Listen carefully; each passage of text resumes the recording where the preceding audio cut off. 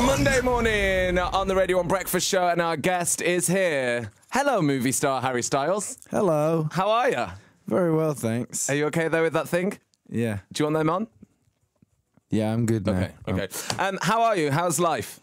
Life is good. How's it? I'm good. Yeah? How are you? Yeah, I'm good. Yeah, really good. Thanks for having me back. You're very welcome. Your 18,000th appearance on the Radio 1 Breakfast Show. Yeah. No, third time this year.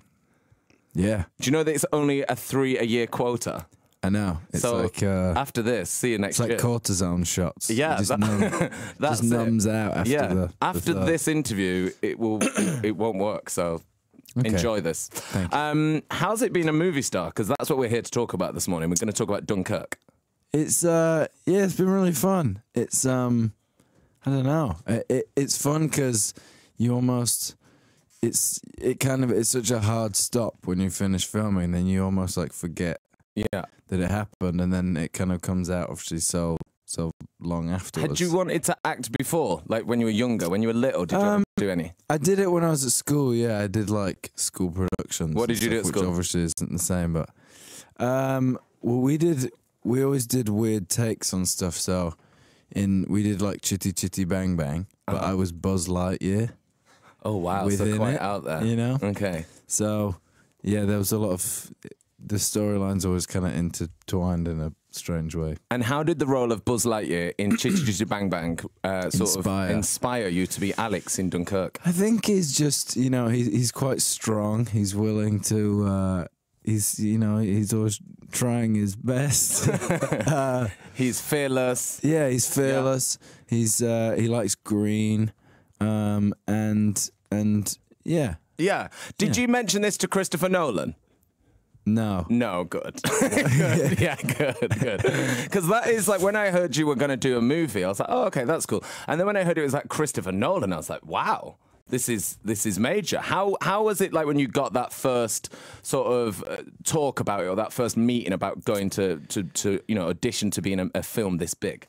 Well, I think like when I first heard about it, I'm such a fan of his. Mm-hmm. So I was kind of excited to watch it when I heard he was doing this film, because I kind of knew it was going to be good.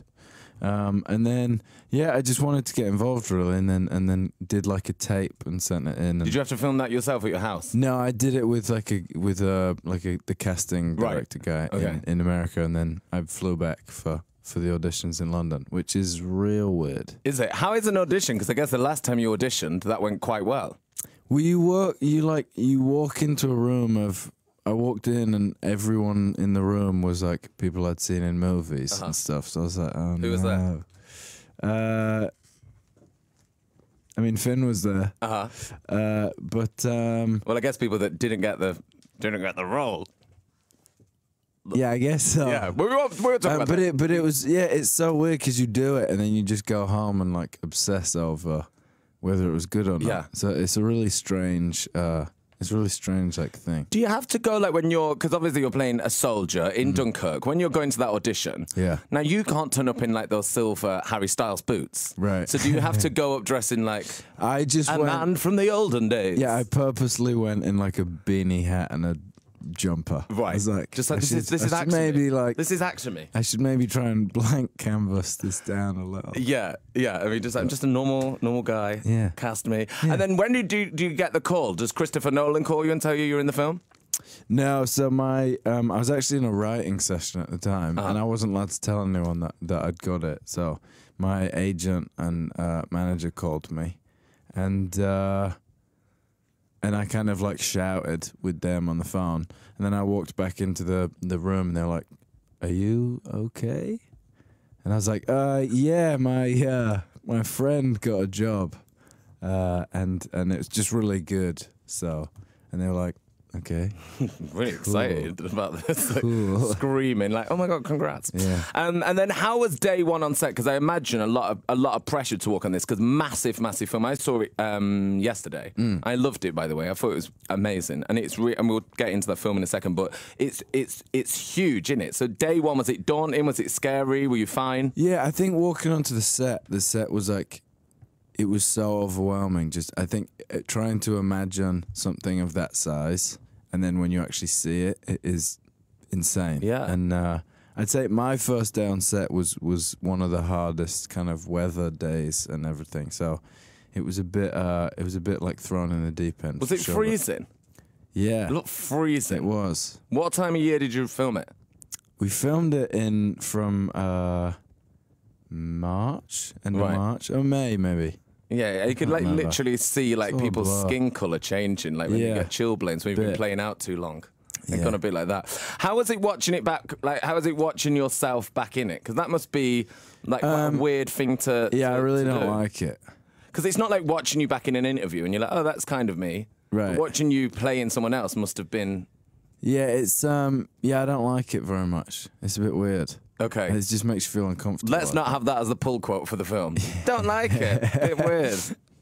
But I guess you can't watch it like the way I could watch it, or the way that, you know, anyone who's going to go and see the movie. You can't watch it subjectively because you're in it and you were there. Well, I think you can in a way. I think the story's so amazing, and it's kind of like a small part of such a massive story with so many people, and it's definitely easier than if it was like a whole thing of me, which it isn't. So it's kind of easier to watch it as a film, and I love the film to watch, so it draws you in that way. It's proper immersive, this film. Like there's no.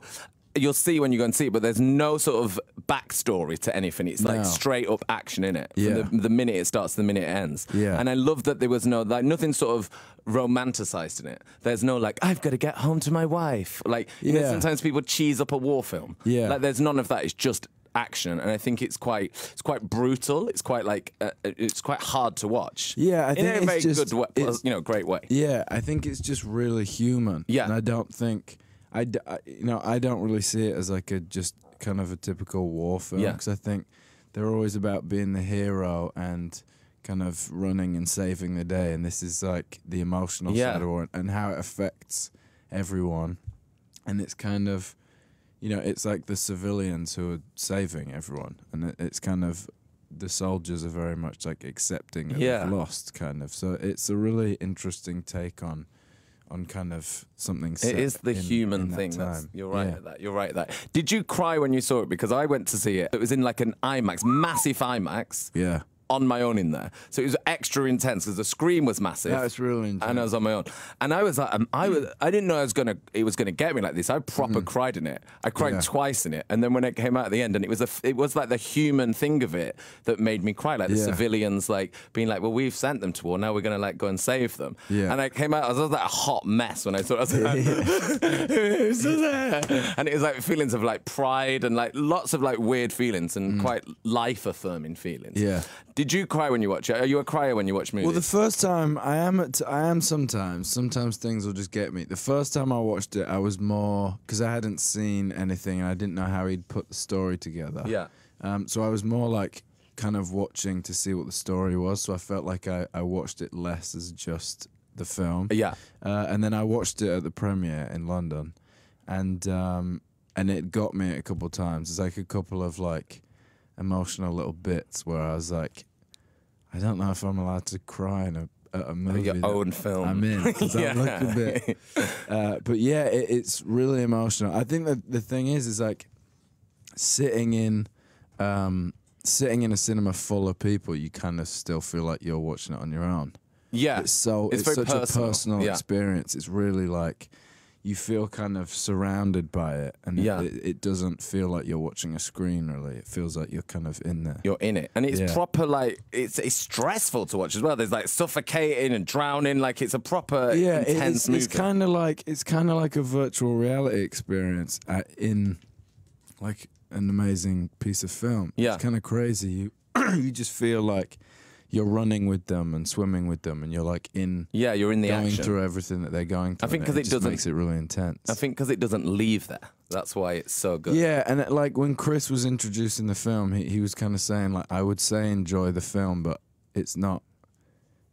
It's not that he wants you to like experience it. Yeah. And I think once people come out and get over the initial, whoa, that was a lot, I think it kind of affects you. And I think that's the stuff that's important. I don't think, some of my favorite movies aren't just stuff that I just loved and enjoyed. It's stuff that like moves you and stuff. So I think it's a really important story and amazing film. I think it's great when it makes you think after for ages. Yeah. Like when you're kind of wired. Like when I watched it the second time, I kind of went to dinner afterwards, and you're like, you just feel a bit like on edge afterwards. Yeah. So I think stuff like that's amazing that you can do that with, you know, a movie. Yeah. When I left and I got in a cab, the cab driver was like really nice to me, and I was like. Thank you, fellow human. Thank you so much. Thank you.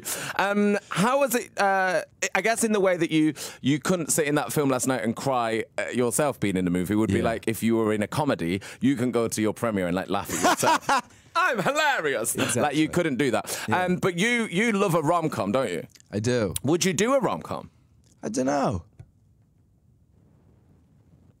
Is that no? I do like him though. Yeah, you do. Like, what's your favourite rom-com? I think When Harry Met Sally is like the classic. The classic. It's getting a nod of approval from Fifi there. Yeah. Mm-hmm. Did you like the When Harry Met Harry headline after you met Prince Harry? I didn't see it. Yeah, it's good. We predicted it, to be fair, on the show last week. We did predict it. Because I was just wondering, have you seen a film that's not a rom-com? Yeah. Yeah, okay, just checking. Because I have a list here of some of your Yeah, favorites. I thought this was a rom-com, and then I got on set, and I was like... This isn't a rom-com. So where's the rom and where's the com? Yeah, where's Reese Witherspoon? Yeah. But, I mean, you're a big fan of The Notebook. Yeah. How many times do you reckon you've watched The Notebook? Be honest. This isn't an honest radio show. I'd say, I don't know, maybe like at least 30. Ooh. 30, yeah, maybe upwards. Pretty Woman? It's one of those, if it's like on, you've got to watch it. I'll just See, watch I don't know if I like The because it's Notebook. mindless. Pretty Woman, I actually think is underrated. I think it's amazing. Pretty Woman's not underrated. Pretty Woman is amazing. I was at my mum's like a week ago, and I watched it. And I watched it like 4 times in a week. 'Cause it was just on. It's on at the moment. It's on the channel. You can get it. You can get it right now. It's and on. I was like, I enjoyed it yesterday, so Let's do it let's again. go again. See, I get sort of tortured by my friends and like by Fifi and like people who listen to the show for watching Bridesmaids all the time. Because that's my thing. If I enjoy it, I don't want to take the risk of watching like the new Spider-Man. Something else. I might not like it. Let's Yeah. watch Bridesmaids again. I'm too on edge, so I like watching things where I know what happens at the Me end. too. I'm like, no, I'm safe here. Me I know too. what's happening. I don't want to be like emotionally scarred. I know the story. I'm safe. I'm safe. Safe space. I'm I'll fine. Just watch the same film. I like that you like to watch a really safe, easy film, but you like to be in your first film, Dunkirk by Christopher Yeah. Nolan. You're a lunatic doing that. How was it like when you had to like learn all the lines and stuff? Because I guess that's nothing you've ever. Because you normally have just had to go to work and like be yourself and like talk about yourself. But how was it going to learn those lines? Was it hard? Did you revise them? How did you memorize them? I got lucky with this because there's not that many lines in the whole thing. You do have more than I thought you'd have. Like you got. Yeah, you're when I quite first read it, I was like, oh, don't know if I'm gonna know all these. quite a lot. I'm lucky. My memory's not too bad, so I actually didn't find it too bad. Did you ever mess up and be like, oh, I got to do that one again? No, but that was my main stress, kind of each day on set. I was like, even if I absolutely knew the lines, I was like, well, I'm definitely gonna forget my lines. Yeah. And do you think there was more pressure on because it was like your first film, people know you, were they all like, better get it right, new boy? I think the thing is like Chris wants everything to be so natural, so it's almost like if a couple things would change, he kind of didn't mind it because he obviously wanted it to be like you were saying it for the first time. So if it was something that worked better, he didn't really mind. Yeah. I think like that's why I like the radio, because if it's a bit like rubbish, it's charming. Yeah. It's very Christopher endearing. Nolan-esque, the show, Yeah. isn't it? Yeah. Isn't it? And there was a lot of extras, like a lot of extras in this film. How many of those extras do you think just signed up because like they got to like see you and like, you know, Mark Rylance and stuff? Did anyone ask you for a selfie in like 1940s regalia? There was I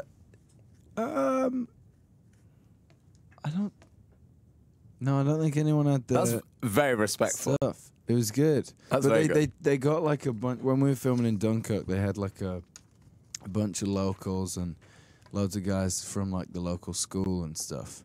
And we'd be out and they'd all be dressed, and it was obviously insane to see them all walking Yeah. kind of the streets of this town in full kind of gear, and we'd be sitting around in the days, and as the days would go on, they'd realise how much waiting around there was. So each day they'd start bringing more and more snacks.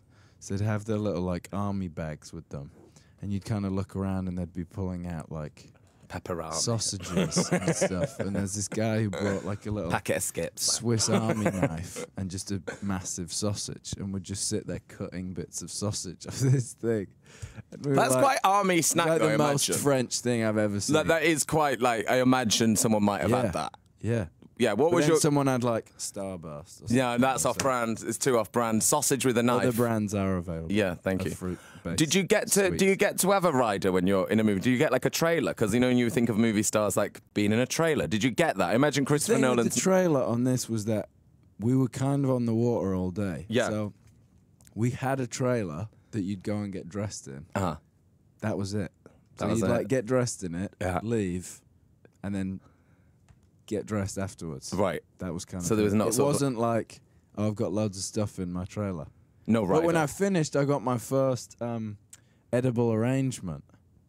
What did you That was get? like bouquet of flowers out of fruit.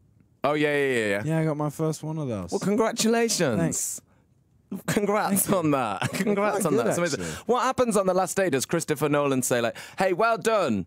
See you at the premiere"? See ya. Like, how's the leaving the set? Like, are you like, oh, is that done? Is it good? Am I Yeah, in it? everyone kind of like has a drink afterwards and hangs out for a bit, and then it's so mad because you do it, and then obviously everyone goes home, and the next day it's just completely done. It's Yeah. such a hard stop.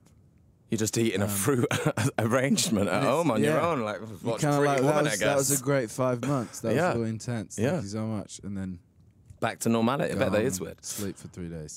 Okay, there's something I want to do with you. We're going to explain more, Yeah. Harry, after this. Okay. You might have noticed that there's a machine next to you. It's a heart rate monitor. Okay. Whilst you might look calm and cool on the surface, the higher the number goes, the more you're displaying your feelings. We're going to, first of all, attach the heart rate monitor to you. Yep. And while that happens, I'm going to put on a white jacket. Okay. So I look like a doctor. So he's popping them on right now. Okay. Is he alive, Dr. Oscar? Wait, hang on. There's nothing. There's... A moment of delay. He's a robot Simon Cowell created. Yeah, it's there. It's good. Okay, is that good? Live, heart rate 68 beats per minute. So I'm going to show you a series of images, and we're just going to see how you react to these images, okay? Okay. I think we should start with the man that has made you a movie star, Sir Christopher Nolan. Talk to me about your relationship with him. I was pretty in awe of him the whole time I was Not on scared set, of him? really. I was a bit scared of him, yeah. Quite scary. So the heart rate's fine. It's all calm. Yeah. I believe you. Next up, we go from Christopher Nolan to those gross giant purple trainers you used to wear. How does that make you feel? Heart rate's rising. Yeah, they were pretty bad. They were comfortable though. Yeah. For a while. When did you decide to throw them out? Heart rate's rising. Do you miss them? Are you getting feelings of upset? No, I don't No. miss them. I think I you don't bring miss them back for the so Harry much. Styles solo live tour. Thinking about it, yeah. I think that would be nice. Next up, how does this image make you feel? It's Ryan Gosling from The Notebook. Looking very handsome. Mm-hmm. It's a good scene. Great scene. Um, Heart rate's rising to he's 80. great. Yep, He's great. 80. No, it's not. Okay, next up, we're gonna see somebody, a person, a human person, someone that you spent a lot of time with, someone that went their separate ways. How does Zayn Malik make you feel? Here in a leather jacket, but no shirt. Yep. I think that It's a nice combo. that would be too sweaty for me. Personally, for me, that would be a little too sweaty. Little too also. sweaty. I heard that all the boys got in touch with you for the film, and that's dead nice. Yeah. I heard that on the entertainment news here on Radio 1. Heart's gone to a stable 67. We're spotting a pattern here. If you know them, if you trust them, it's the same level. How does money make you feel? There's too much in his bank account. It's flatlined. And like the alarm went off when we see a briefcase of cash. And next up, we go on to actress and model Camille Rowe. How do you feel about her? I don't know her. You don't know her? No. Oh. I'm sure she's wonderful. She looks nice. I'm sure she's a wonderful person. Heart rate lower than the purple gross trainers. Next up, it's a favourite, a Chelsea boot. Why are you shaking your head? I hate you all so much. What? A Chelsea boot. A Chelsea boot. Heart rate's rising. Heart rate's the highest it's ever been. Heart rate's going to hit 80, 81. Would you say that's the biggest love of your life, a Chelsea boot? Probably. Heart rate's at 85. 92. 100. 100. You can take that one home with you if you want. We'll laminate it. I hate you. Why? What? You're idiots. What? You two are idiots. Who exactly are you talking about? Lou and Harry. Well, they're mutual friends. I reached out to them for some triggers, and it worked.